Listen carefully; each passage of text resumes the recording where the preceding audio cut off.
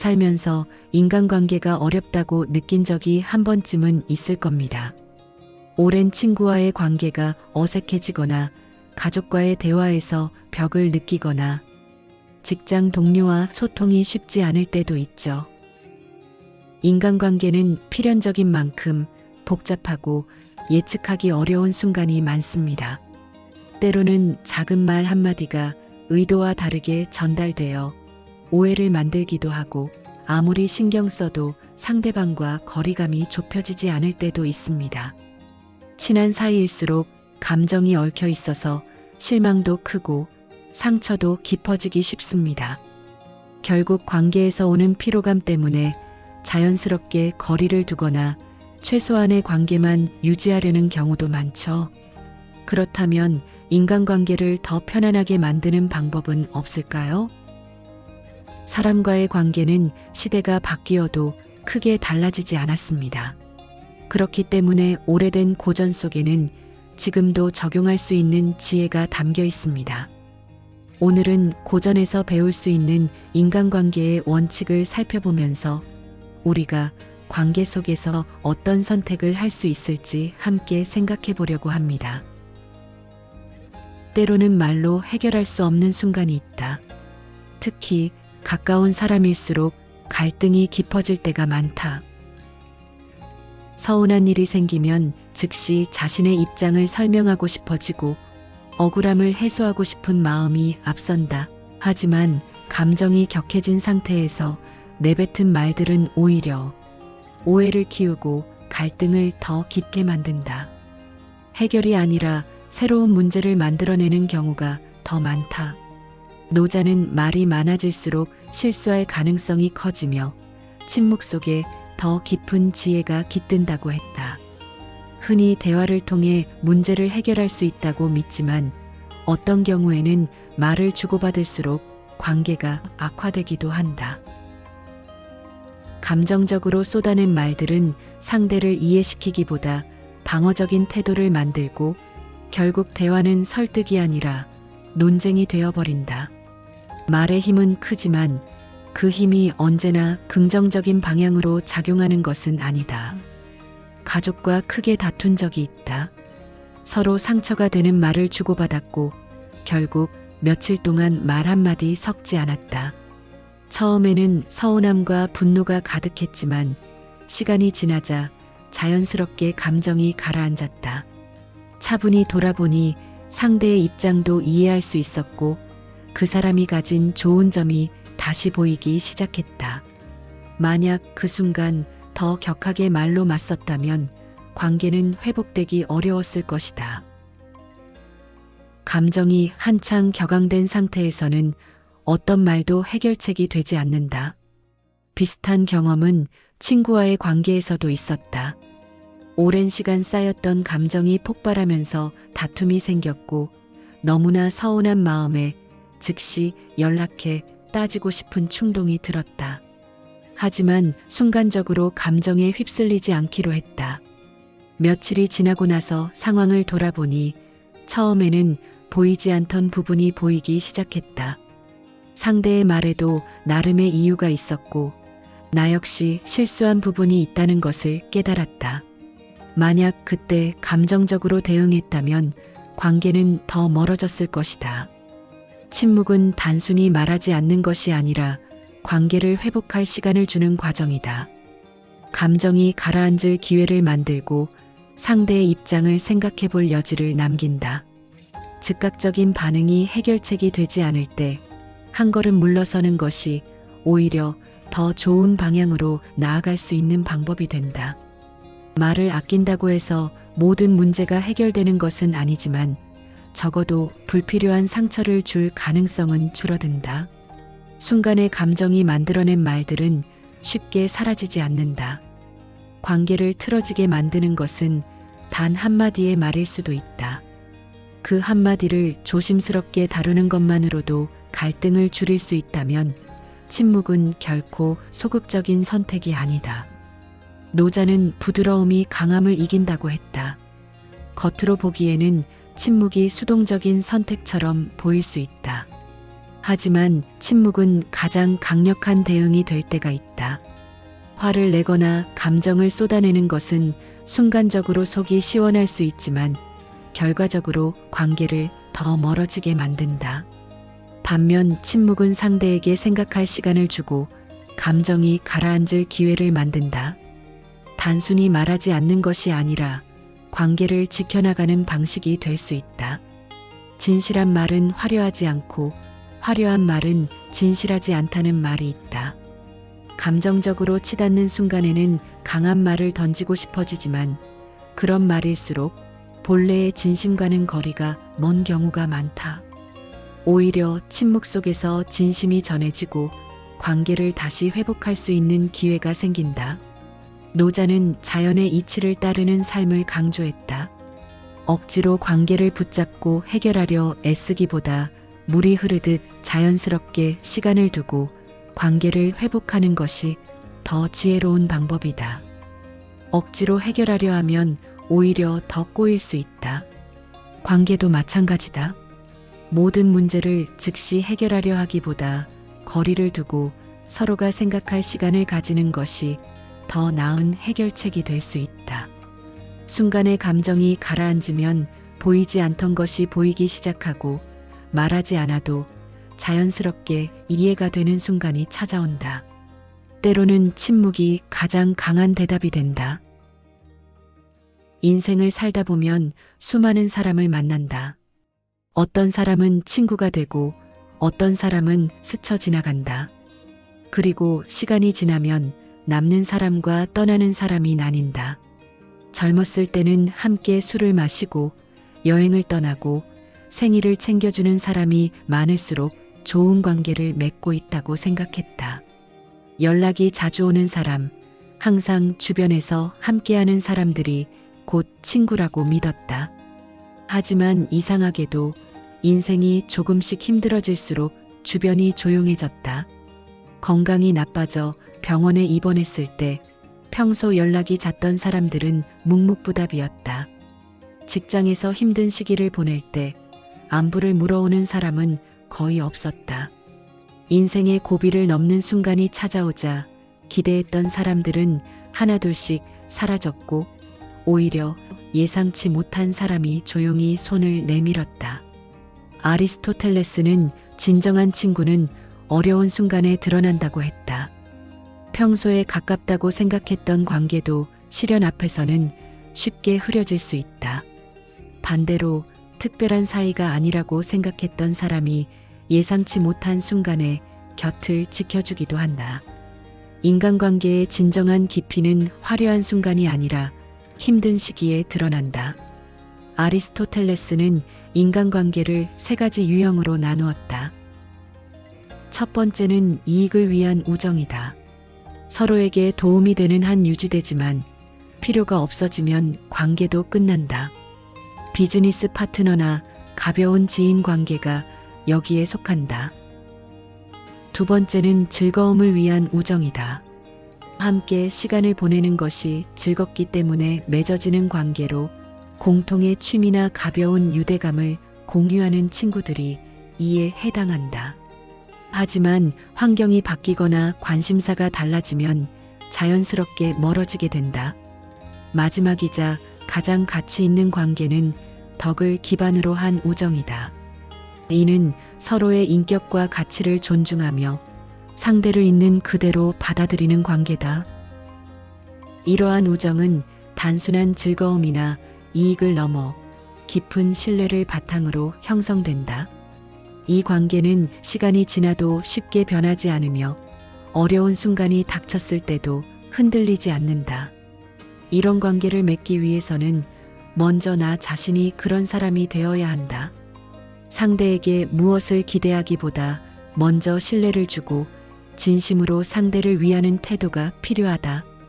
깊이 있는 관계는 저절로 만들어지는 것이 아니라 서로를 이해하고 배려하는 과정 속에서 형성된다. 관계는 숫자가 아니라 깊이다. 많은 사람들과 얕은 인연을 맺는 것보다 힘들 때 나를 진심으로 걱정해주는 단 한 사람이 더 소중하다. 진정한 관계는 함께 웃을 때가 아니라 함께 버텨낼 때 형성된다. 그리고 그 과정에서 자연스럽게 남는 사람이 진짜 내 사람이 된다. 공자는 내가 원하지 않는 것은 남에게도 강요하지 말라라고 말했다. 이 말은 단순해 보이지만 실제로 실천하기는 쉽지 않다. 우리는 흔히 좋은 의도로 상대를 돕고 조언하지만 정작 그 사람이 원하는 것이 무엇인지 깊이 고민하지 않는 경우가 많다. 특히 가족이나 가까운 사람들에게 더욱 그렇다. 부모는 자녀에게 인생의 길을 알려주고 싶어 한다. 사회에서 오래 살아본 경험을 바탕으로 더 좋은 길을 선택할 수 있도록 돕고 싶어 한다. 그래서 자연스럽게 이렇게 해야 더 안정적인 직장을 가질 수 있어. 이런 선택을 해야 후회하지 않을 거야 라고 말한다. 하지만 자녀의 입장에서 보면 이야기가 다르다. 부모의 기준과 지금 세대의 현실은 다를 수 있고 인생을 직접 경험하면서 배워가고 싶은 마음도 있을 것이다. 과거를 돌아보면 부모님의 조언이 꼭 맞았던 것도 틀렸던 것도 아니다.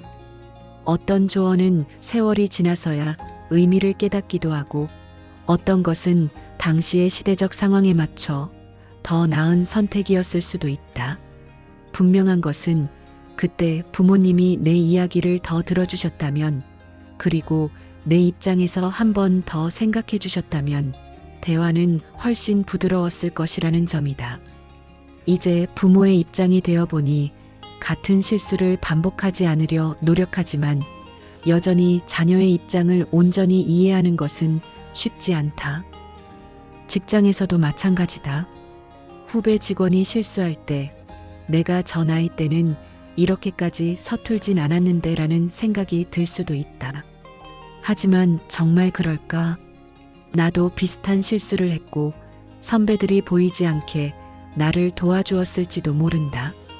경험이 쌓이면 효율적인 방법을 알게 되고 더 빠르게 일하는 법을 익히지만 처음부터 그랬던 것은 아니다. 나도 실수를 거듭하면서 배웠고 때로는 실수 자체가 중요한 경험이 되기도 했다. 그런 점을 떠올리면 후배에게도 나와 같은 시간을 허락해 줄 수 있다.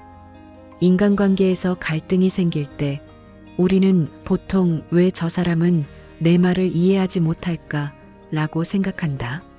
하지만 반대로 나는 저 사람의 입장을 충분히 이해하고 있는가? 라는 질문을 던져볼 필요가 있다. 공자의 말처럼 내가 원하지 않는 것은 남에게도 강요하지 않는 것이 기본적인 배려의 시작이다. 나의 기준이 반드시 옳다고 확신하기보다는 상대가 처한 상황과 환경을 고려해 보는 것이 더 중요하다. 상대의 입장에서 한 번 더 생각하는 것. 이것은 단순한 이해의 문제가 아니라 관계를 유지하고 성장시키는 중요한 요소다. 특히 오랜 인연을 유지하고 싶은 사람일수록 내가 원하는 방식이 아니라 상대가 받아들일 수 있는 방식으로 다가가야 한다. 좋은 관계는 설득으로 만들어지는 것이 아니라 이해와 배려 속에서 자연스럽게 쌓이는 것이다. 우리는 종종 다른 사람이 변하기를 기대한다. 남편이 조금 더 자상했으면, 아내가 내 입장을 이해해줬으면, 직장 동료가 좀 더 성실했으면 좋겠다고 생각한다.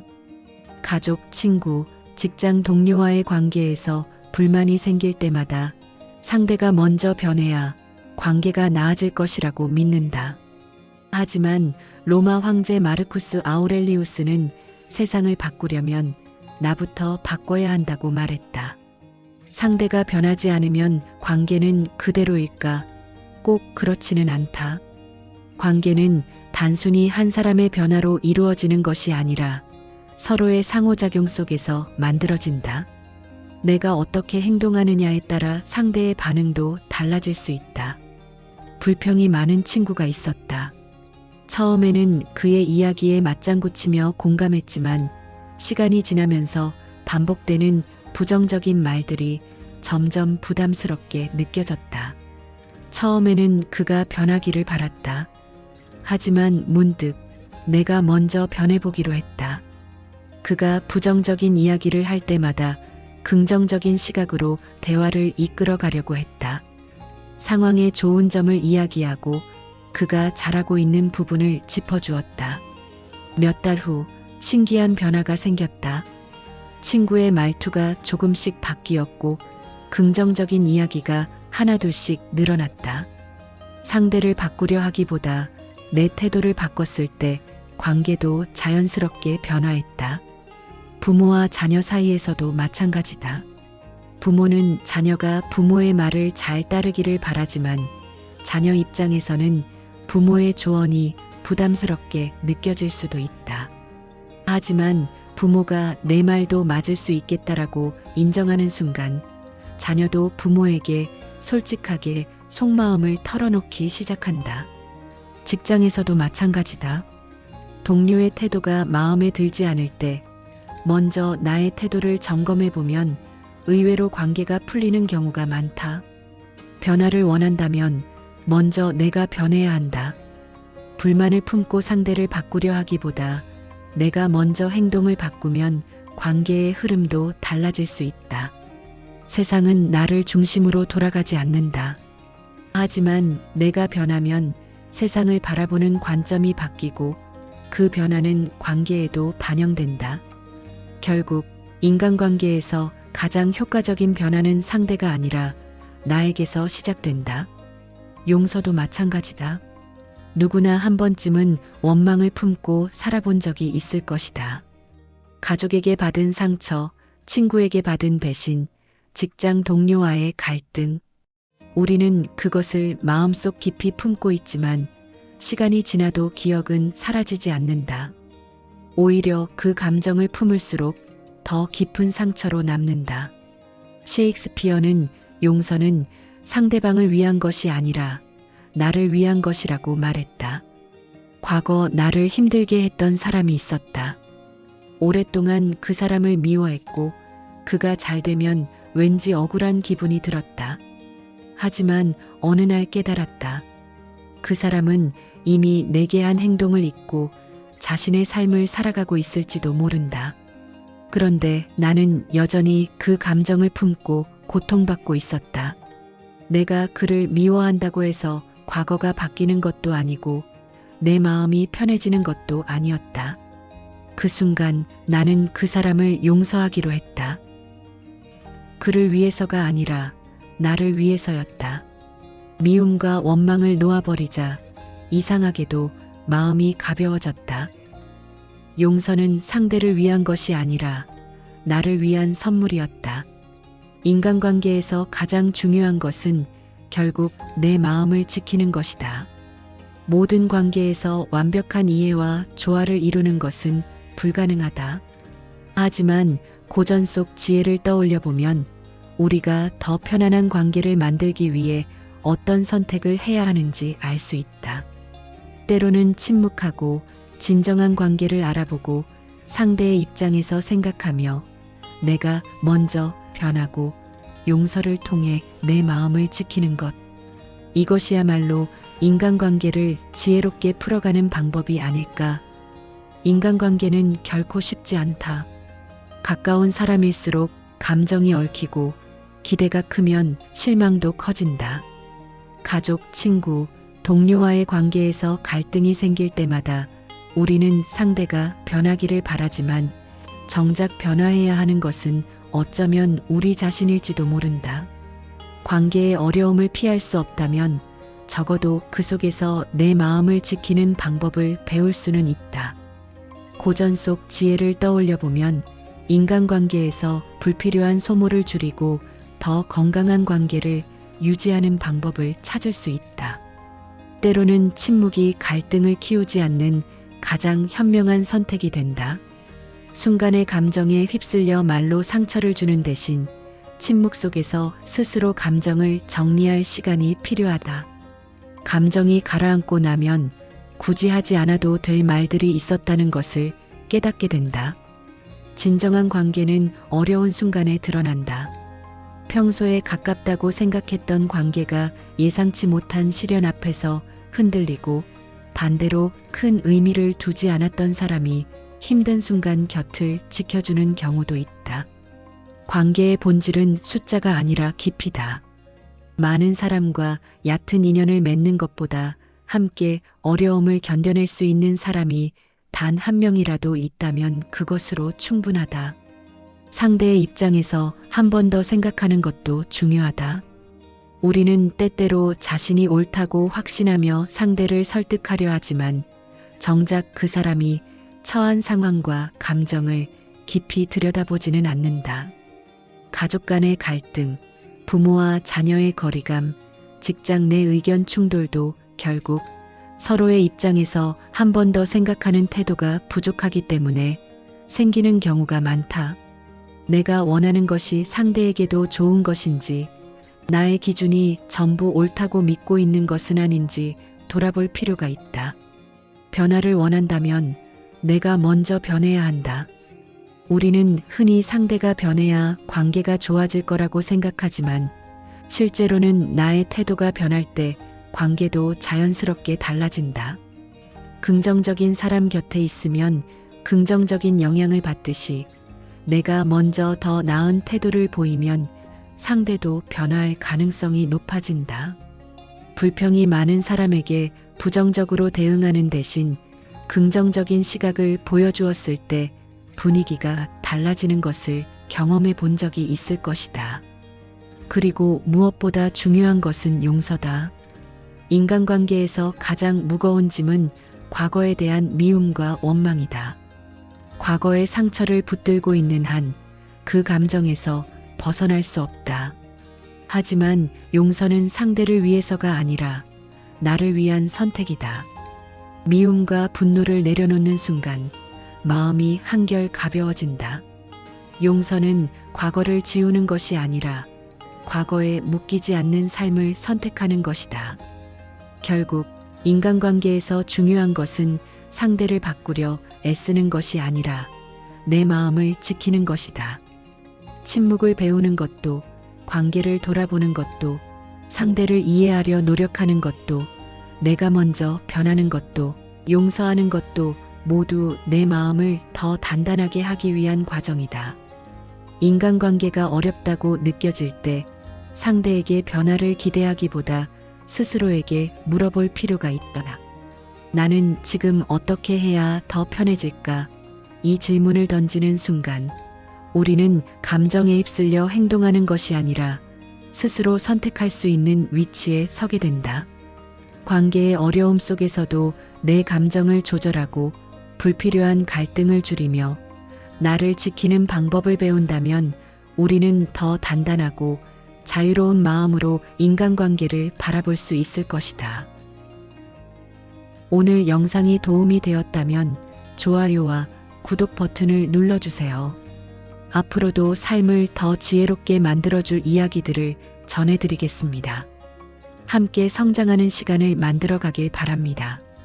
오늘도 여기까지 들어주셔서 감사합니다.